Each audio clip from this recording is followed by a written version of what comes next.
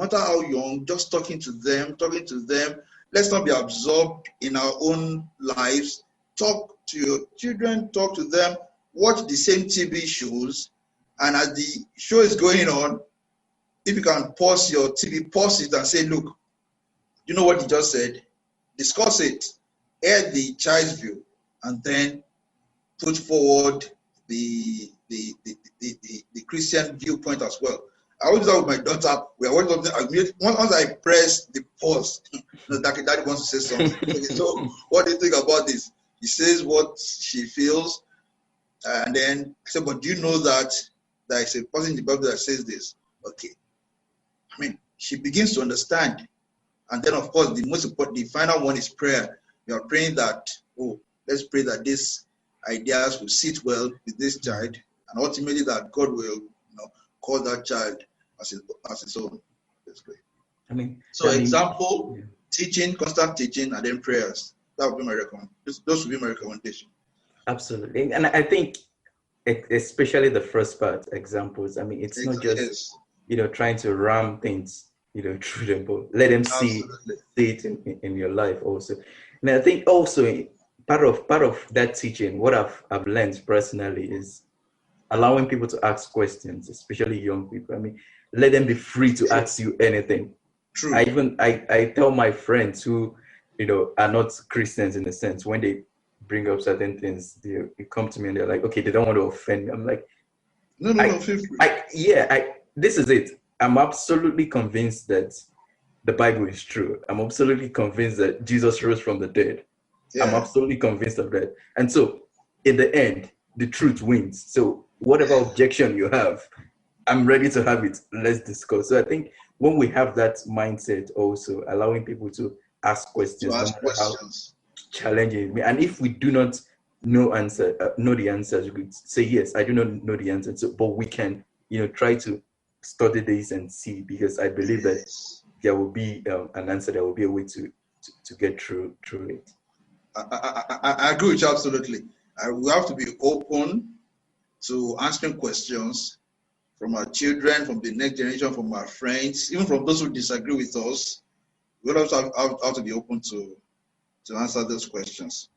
And if you don't mind, I can cite a Bible passage that says we should be open to asking. I think it's from Peter, it's from 1 Peter, but I get it. But it says, look, you should always be ready to give an answer when someone asks you for the reason for the hope you have in you. So that's our calling. We should not shy away from that.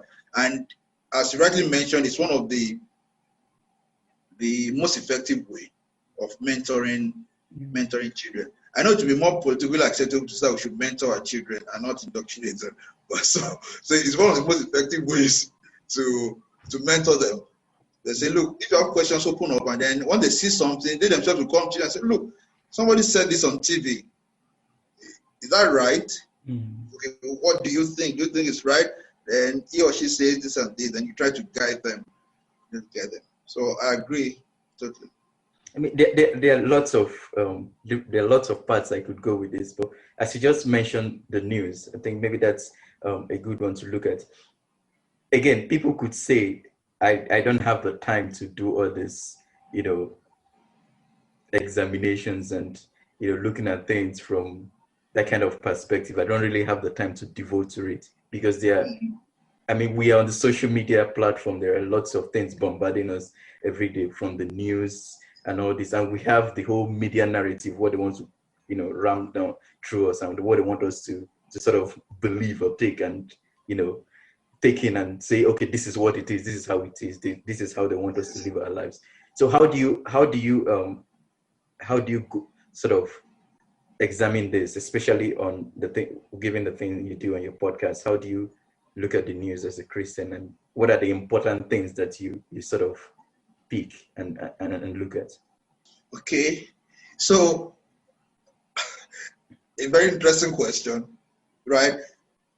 And I'll say this, and I counsel people this way: given the state that we are in right now, everybody must come to realize that every news source is trying to push a worldview. Virtually all news sources are trying to push different worldviews. Now, it's not always prudent to say all. So I can take that, but maybe not all. There may still be some sources that are devoted to just reporting the news. But the majority of news outlets, both the official news outlets or the established media outlets, and even small outlets, they are trying to push a worldview. And consumers of news must reconcile with that fact. Now, how we reconcile with that fact? The next thing to ask is, once a news item is presented, we should take the pains to read and not just go away with the headlines. So you read a headline, that headline is not reporting the news, it's already selling you a viewpoint. And people go away with that viewpoint. For example, it says, oh, Olufemi is a liar, he said this and this. That's already like editorializing. You're already telling us, you're just pushing a viewpoint. Olufemi is a liar, he said so and so. But if you ask yourself, is so and so true or false? Maybe then click it and read what he said. And after reading it, we all have a duty to then go to Olufemi's page and look, did he actually say it? Is it the same context that he said it? But you see, a person would take the pains to do all that if that person agrees and realizes that news outlets are trying to sell us more than news nowadays. That's the truth. They're trying to sell us more than news. They're trying to sell us worldviews.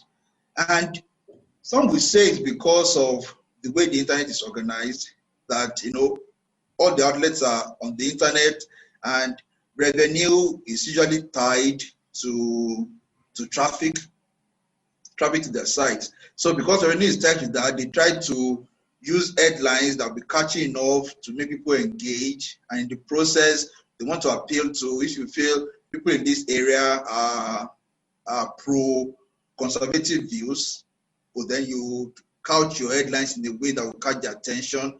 And if the other people are not, you know, maybe that's the objective of some, but the reality is news reporting entities are selling worldviews. And then we also need education in distinguishing between the news and viewpoints.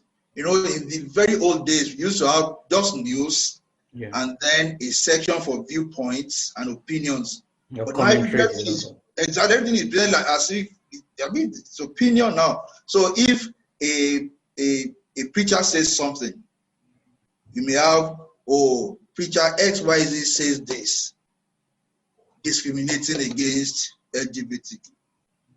Now, that writer discriminating against them is already expressing an opinion. Why don't you let the reader read what that preacher said, and then that reader makes up his own mind to say, oh, what they have said is discriminatory. Or if the publisher feels it is discriminatory, why won't the publisher then go to the opinion page? Say that, look, we reported yesterday that preacher A says this. I'm now setting out why what he said is discriminatory. So the news, which is the reporting of facts, is different from opinions and viewpoints. But now we have a convergence of the two of them. They are now confused together. And unfortunately, many consumers may not be able to distinguish one from the other. So once they read, oh, if this reputable news platform says this, oh, then that man is bad. And if this reputable news platform says this, then that man is good, which is a very dangerous position that the world is heading towards. Very dangerous position. And that's why the internet is good. The internet is good in the sense that it allows platforms like yours, you know, to have an audience. You have an audience who will listen to you, can then listen to alternative viewpoints. Otherwise, we would all be at the mercy of media outlets trying to sell us a viewpoint. So it is important, very important, in engaging with the news. to look at the news source. And some news sources are notorious for what they stand for. And are you notorious? Maybe not in negative sense, but in the sense that they do not hide it. So this is what we stand for. This is the viewpoint we stand for. If it is LGBTQ rights, we are in support. If it is this, we are in support. And you have others who know that, look, they are always not against. So you know their sources. So if I see a news item from a certain media house, if it catches my attention, then I'm going to investigate some more. And usually by the time you go to the other sources, you find that, oh, maybe it's not really as bad as it has been painted. Maybe it was just a statement, and then they're already interpreting it some other way. So it's a confusing world, if I may use the word, that we live in now. And I know, to link to that question you asked, are you optimistic about the future of the world? You know, except for the fact that God is in control and in charge. Otherwise, you know, the world is really heading towards what could be a huge crisis. And it's going to be about information, disinformation, and fake news. I mean, It's fake news. And to be careful, and I want us to be careful when we say fake news. It is not the people crying fake news who are condemning fake news that are necessarily against fake news. Sometimes it is fake news calling news fake news. So that's how confusing the system is right now. I mean, for me, the most dangerous ones basically are those who claim to be objective, but they're actually not. I mean, for me personally, even when you visit a website and all that, and even those who do write for me once in a while, I tell them this is how we're approaching things. This is basically approaching the news and whatever commentary we write from a Christian perspective, with the exception of one person that doesn't really do that. Every other person, I tell them this is that I left that for that reason, for people to kind of appreciate a diversity of thoughts. But we're not, in a sense, silent of the fact that this is who we are. This is how we approach things. So I believe if people are quite honest with who they are and what they stand for, okay, we are liberals, we are conservative, okay, yeah, I know where you're coming from. But when you now say that, you know, I'm objective, I don't have any bias. Objective, in a sense. Exactly. It makes it more difficult. Exactly. And that's the danger. Outlets presenting themselves to be objective are proving themselves not to be truly objective. They have a view what they are pushing forward as well. So it's okay, as you said, for a news outlet to say, well, this is what we stand for. Then anybody consuming news from that outlet will then know, oh, this is what they stand for. I understand when I see the headline like this. You know, but to say that, look, I'm objective, but in fact, to be pushing a viewpoint is doing a disservice to the truth. So I believe that Nigeria is multi-tribal, and we have lots of, but the West has its own cultural battles. What do you think, you know, is the primary cultural battle and issue facing Nigeria as a country? I would say the primary cultural battle that we fight in Nigeria, right, is also linked to the West in some way, and it's the danger of wholesale inculcation of the prevailing culture in the West. That's perhaps the greatest cultural battle we need to fight now.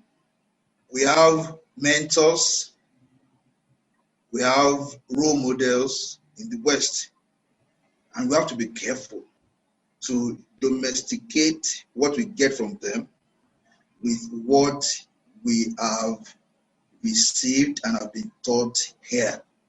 Both our Christian beliefs and our cultural beliefs as well. So there was a day that In fact, I should have cited this example when you asked me that question of